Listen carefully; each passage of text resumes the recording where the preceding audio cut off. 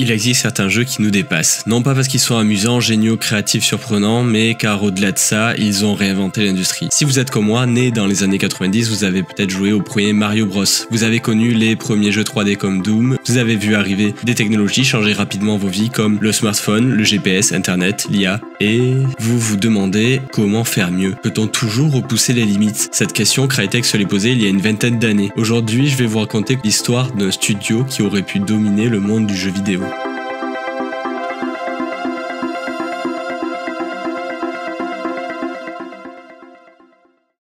Retournons dans le temps, je vais vous expliquer. Notre histoire commence dans les années 90 en Allemagne, où trois frères, Sevat, Avni et Faruk Yerli, fondent leur entreprise Crytek. Tournés vers les jeux vidéo, leur premier projet n'est pas des moindres. Il s'agit d'effectuer une démo technique d'un jeu qu'ils ont nommé Exile Dinosaur Island. Plus qu'une simple démo, il s'agit en réalité d'une vitrine technologique pour leur moteur de jeu qui offrait des distances d'affichage plus grandes que celles des autres moteurs à l'époque. Pour faire simple, un moteur de jeu, c'est un ensemble de composants logiciels qui effectuent des calculs de géométrie et de physique pour pouvoir faire tourner un jeu vidéo. Il offre un environnement de jeu plus ou moins stable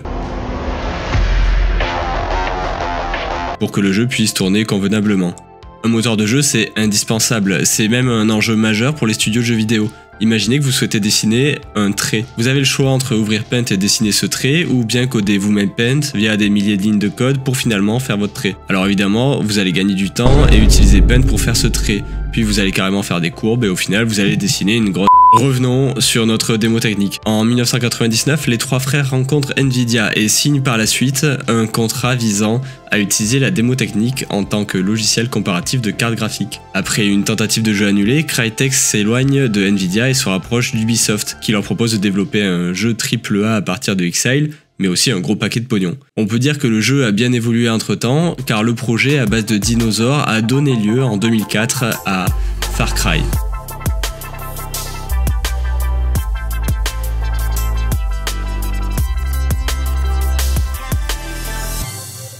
Ubisoft a souhaité réaliser un jeu qui s'adresse à un public plus large, donc exit les dinosaures et bienvenue à un monde en dissonance cognitive complète qui flirte entre chemise hawaïenne, île paradisiaque et tuerie de masse. La boîte de Pandore était ouverte, on arrivait à créer des FPS fun qui permettaient aux gens de s'évader. Alors Far Cry c'est impressionnant, d'autant qu'on n'avait jamais vu des jeux aussi beaux auparavant.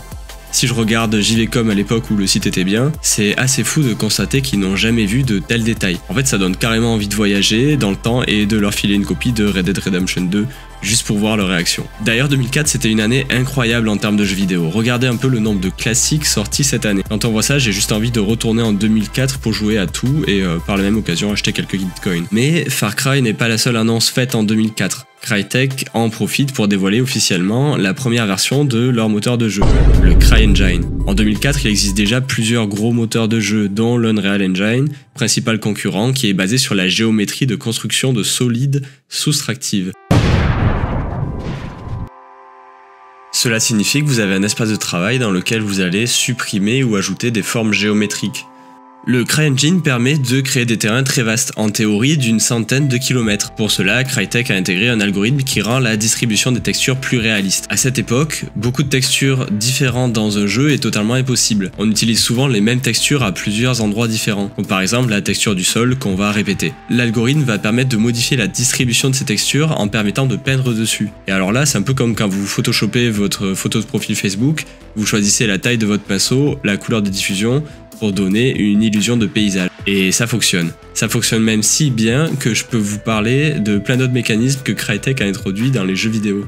Le CryEngine introduit aussi la notion de streaming de textures. C'est une partie du moteur qui s'occupe d'augmenter ou de réduire la résolution des textures affichées à l'écran.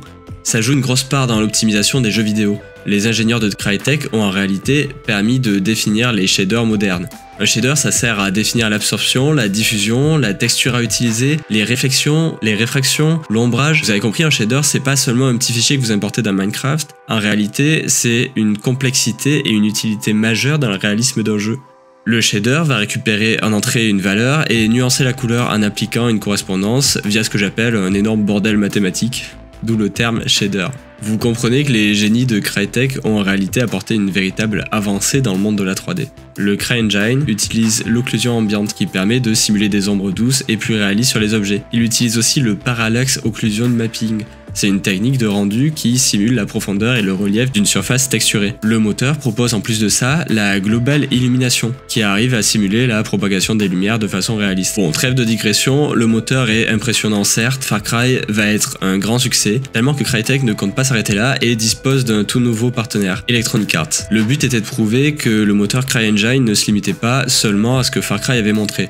On pouvait faire mieux. Crytek avait choisi son chemin, laissant Far Cry dans le patrimoine d'Ubisoft qui allait continuer à le dupliquer, à le développer de son côté. 2 années plus tard, le nouveau projet de Crytek est annoncé, Crysis. Pour réaliser celui-ci, il était nécessaire de revoir la copie du CryEngine. La deuxième itération du moteur arrive et elle dit au revoir à OpenGL pour se concentrer uniquement sur DirectX. Pour la faire simple, il s'agit d'un changement d'API. Une API, c'est une application Programming Interface. Pour la faire encore plus simple, c'est un ensemble de méthodes qui vont avoir une fonction précise. On envoie en entrée des informations et DirectX va cuisiner comme un chef et nous servir le résultat sur un plateau. C'est un élément extrêmement important car ça va changer le moteur de rendu 2D 3D, la musique, les inputs, les animations et des dizaines d'autres choses. Crysis sort le 16 novembre 2007 sur Windows et son accueil est très positif. Le jeu ressemble quand même à son aîné Far Cry, on retrouve des paysages qu'on connaît plutôt bien qui foisonnent de détails. Mais Crysis ne se contente pas d'être une vitrine technologique et de faire brûler la plupart des cartes graphiques. Il est également un bon FPS. L'histoire est très simpliste, on incarne Nomad, un soldat des forces spéciales américaines qui possède un équipement très spécial, la nano-combinaison. Il arrive sur l'île de Lingshan sous domination nord-coréenne pour libérer des chercheurs détenus par le régime. Alors on apprend petit à petit qu'en réalité les Nord-Coréens ont libéré les Ceph, des extraterrestres emprisonnés depuis des millénaires sur cette île. Bon alors c'est un peu digne d'une série TF1, mais c'est pas sur l'histoire que le jeu excelle. On retrouve déjà à l'époque des ennemis avec une intelligence artificielle, des sensations de jeu bien transcrites, des effets sonores impressionnants, une destruction environnement qui n'a rien à envier à des jeux sortis en 2024. Alors dans Crysis, vous pouvez détruire des bâtiments, des arbres, des véhicules et des structures avec des armes à feu, des explosifs et même votre propre force grâce à votre combinaison. Ça permet d'avoir une approche tactique sur des missions ou de créer des distractions, des passages alternatifs, détruire des obstacles pour progresser. Le cadre du jeu est d'ailleurs souvent comparé à une sandbox qui donne lieu à des stratégies complexes largement en avance sur d'autres titres qu'on connaît désormais sous le nom de Zelda, les Hitman ou même les Metal Gear Solid. Vous pouvez par exemple détruire les pneus des ennemis, barrer la route avec des troncs d'arbres, affronter de face ou en discrétion, enfin bref vous l'avez compris, pour l'époque, le jeu est très ambitieux. Il faut dire que personne ne peut le faire tourner au maximum. Je pense qu'on peut pas bien se représenter ce que ça veut dire aujourd'hui, mais imaginez que la meilleure carte graphique du marché ne puisse pas faire tourner un des derniers jeux en ultra. Je pense que tout le monde aujourd'hui dirait que le jeu n'est pas bien optimisé, mais là ce n'est pas vraiment le cas. Le jeu est réellement en avance sur son temps. Le vice-président des relations publiques de Nvidia explique à l'époque à quel point le moteur de jeu mis au point par Crysis est complexe. Crysis, c'est plus 2 millions de lignes de code, 1 giga de données de texture et 85 000 shaders. Crysis est alors devenu un jeu étalon en termes de performance des cartes graphiques. Tout le slogan Can it run Crysis. Un premier tir réussi pour Crytek, mais qui va pas réussir à continuer sur sa lancée. Crysis 2 sort le 24 mars 2011 et si graphiquement il impressionne toujours, on a l'impression qu'il marche dans l'ombre de Crysis 1. Crysis 2 était un peu plus linéaire que le 1, son histoire est assez oubliable et on constate qu'en fait Crysis n'arrive pas à avoir une image solide comme a pu l'avoir Far Cry et d'autres jeux. Crysis est en réalité devenu ses graphismes. Il n'a pas grand chose d'autre. Les joueurs l'attendaient comme un nouveau standard qui allait faire exploser les PC, mais ça n'est pas arrivé. Et il faut pas oublier que Crysis sortait à l'âge d'or des Call of Duty et Battlefield. Si aujourd'hui la situation est différente et on déteste les derniers Call of, à l'époque c'était tout le contraire. La scène des FPS était très compétitive. La base de joueurs ciblés était assez faible. En 2007, rares étaient les gens qui avaient une machine assez puissante pour réussir à le faire tourner correctement. Moi perso à l'époque j'avais une Nintendo DS et je peux vous dire que la seule chose qui tournait dessus c'était Nintendogs et Dr. Kawashima. Si Crysis 2 était assez décevant, c'est finalement Crysis 3 qui va mettre un terme à la saga. Peu de nouveautés, la sensation d'avoir déjà tout vu si on avait fait Crysis 1 et 2, une IA peu convaincante et même si le jeu a néanmoins été apprécié, il souffre toujours et encore de la grande réputation de Crysis 1. Mais l'histoire ne s'arrête pas là, Crysis a annoncé le développement d'un 4e opus il y a 2 ans et on devrait bientôt avoir des nouvelles en espérant qu'il arrive à renouveler l'expérience et transformer la formule pour nous surprendre à nouveau. C'était Try et si vous avez aimé, n'oubliez pas à me suivre pour m'aider dans mon speedrun des 10 000 abonnés et merci pour tout votre support.